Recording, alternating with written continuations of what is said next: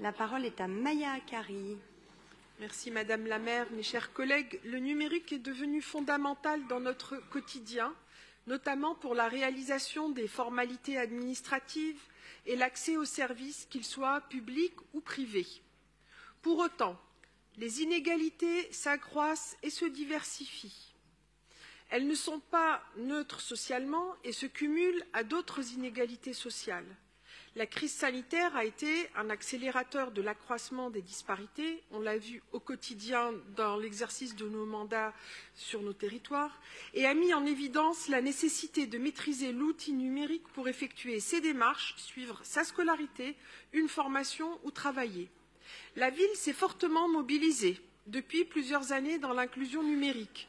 Nous avons ainsi déployé des réserves d'acteurs de l'inclusion numérique, créé une cartographie recensant ces acteurs, créé des points de facilitation numérique dans les mairies d'arrondissement, amélioré la formation pour les aidants et aidantes numériques.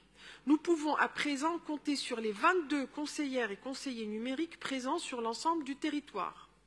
La dynamique lancée dans le cadre du second volet de la stratégie parisienne d'inclusion numérique s'inscrit dans cette perspective avec de nouveaux engagements et de nouvelles actions.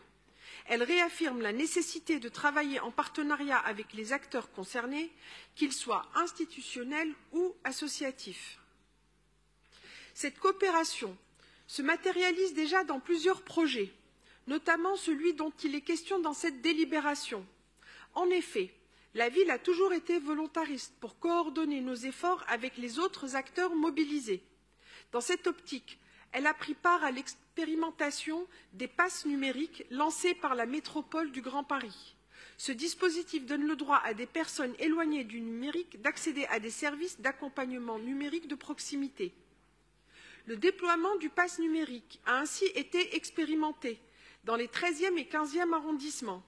Les retours des acteurs de terrain sont unanimement positifs, alors même que le public visé, les allocataires du RSA cumulant des difficultés, est parfois difficilement mobilisable sur de telles actions.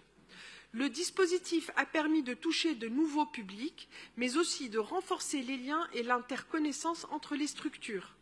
Pour cette raison, le renouvellement de l'expérimentation ainsi que son extension à de nouveaux arrondissements est une excellente opportunité et un projet qui mérite notre soutien. Je vous remercie.